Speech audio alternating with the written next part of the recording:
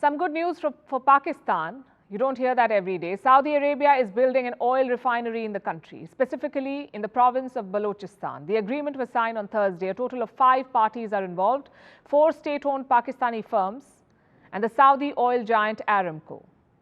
How much money are we talking about? Around $10 billion. The Pakistani firms will contribute 40 to 45% of the initial money. Aramco will give the rest. The plan is to build the refinery here in the town of Gwadar. It's also where China is building a huge port. Now, why is this project important for Pakistan? Well, at this point, any project is important for Pakistan. Their economy is that bad. But beyond that, a couple of reasons. This is the first new refinery to be built in Pakistan in a decade. So 10 years, 0 refineries. In the 3 decades before that, they built 2. Long story short, Pakistan's output is not impressive. Their maximum capacity is around 20 million tons. Their actual output is just 11 million tons. And clearly that's not enough. Pakistan's domestic oil consumption is expected to reach 33 million tons next year. They produce just 1/3 of that. So this new refinery is not an additional boost, it's more of a necessity. But what's in it for Saudi Arabia? Why are they doing this? They were not 100% convinced by Pakistan's pitch, which is why this project was stalled for a long time.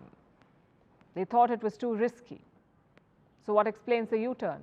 2 major reasons. One, Pakistan has diluted the risk. Like I said, their state-owned companies will pump in a lot of money, around 40 to 45% of it. Riyadh will only have to give the rest, which is still a lot, but it's a lesser risk.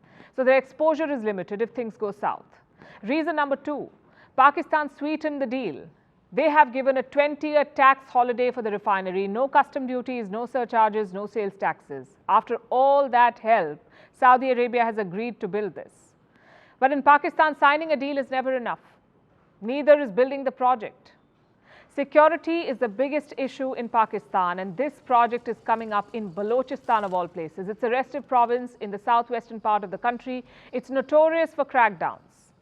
In May this year, a military installation was attacked by insurgents. At least 13 people were killed, including soldiers. Even foreign projects are not off limits. In fact, China is one of their big targets. Balochistan is a key part of the China-Pakistan Economic Corridor, or CPEC. But the locals are pushing back. In 2021, a bus carrying Chinese workers was attacked. 9 of them died.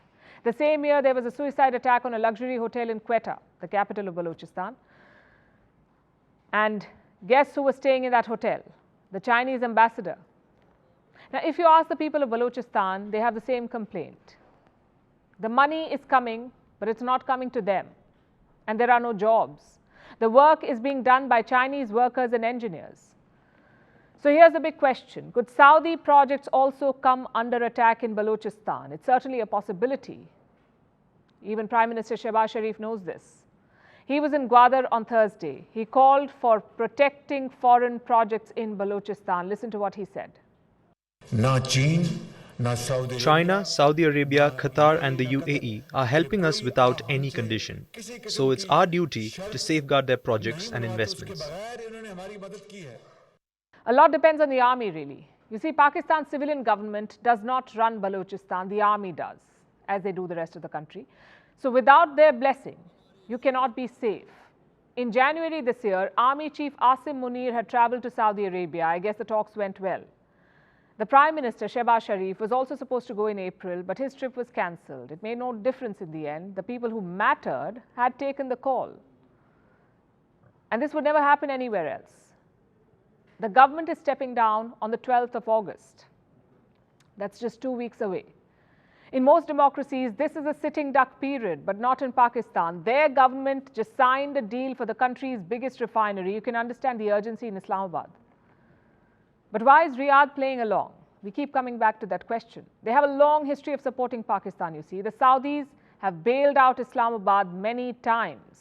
Most recently, this month, Saudi Arabia gave assistance worth $2 billion to Pakistan. The reason is quite simple. Pakistan's military is very close to Saudi Arabia. Army Chief Asim Munir visited the country in January, like I said. It was his first foreign trip after taking office. His predecessor did the same. That's Qamar Javed Bajwa. He too visited Saudi Arabia first after taking office. Riyadh gave him a medal before he retired. This relationship is very transactional. The Saudis keep bailing out Pakistan. In return, the army gives them military muscle. Since the 1970s, Pakistan has trained Saudi soldiers and pilots. Plus, Pakistan is the only Muslim country with nuclear weapons, and even today, that counts for something. But don't think this relationship is all rosy. Saudi Arabia has recently become ambivalent. In 2020, they refused to take deferred payments for oil. Riyadh said, pay up now. The same year, they asked Islamabad to repay loans worth $1 billion. Riyadh said, no more delays, you have to pay us now. Even this year, the kingdom was half-hearted. They did give $2 billion, but only after the International Monetary Fund agreed to bail Pakistan out. So the Saudi tap is not perennial. The flow has already lost momentum. If this Gwadar refinery fails, it could slow to a trickle or even shut.